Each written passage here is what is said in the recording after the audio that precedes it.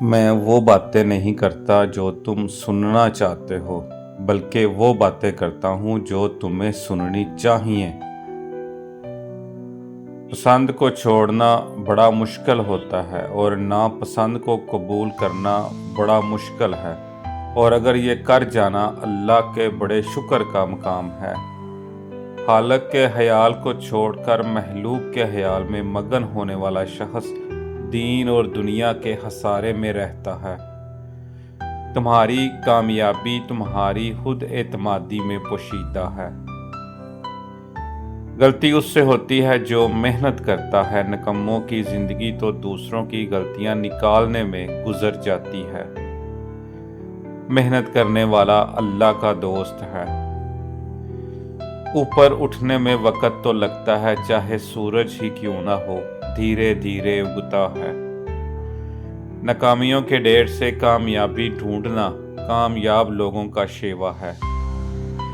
وہ مسافر ناکام ہے جو سفر کی تمنا چھوڑ دے۔ عبادت اس مقام تک نہیں پہنچ جاتی جہاں تک غریب کی خدمت پہنچا دیتی ہے۔ جس کو آپ یاد کر رہے ہیں وہ بھی آپ کو کسی نہ کسی صورت یاد کر رہا ہے۔ ہر مرض کا علاج ہوتا ہے مگر ایک مرض کا نہیں، اور وہ ہے غفلت۔ پرندوں کی آواز سننے سے ڈپریشن ختم ہو جاتا ہے۔ جس جگہ اللہ کا محبوب کا ذکر ہو وہ جگہ جنت کا ٹکڑا ہے۔ ہر خوش کر دینے والا اور خوش رہنے والا تنہائیوں میں آنسوؤں سے دل بہلاتا ہے۔ رات کی تنہائی میں انسان کی آنکھ سے ٹپکنے والا آنسو زمانے بدل دیتا ہے، طوفانوں کا رخ موڑ دیتا ہے۔ بادشاہ کو صرف نیک نہیں بلکہ اہل بھی ہونا چاہیے۔ غرور اس صفت کو کہتے ہیں جو مٹ جائے یہاں مٹ سکے۔ جو شخص کہتا ہے میں کل خوش ہو جاؤں گا وہ کبھی بھی خوش نہیں ہو سکتا۔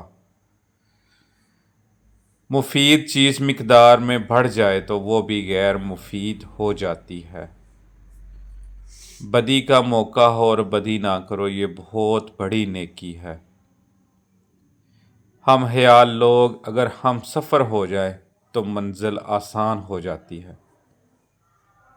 درود شریف اگر ورد زباں ہو جائے تو اللہ تعالیٰ کی رحمت کا سایہ نصیب ہوتا ہے۔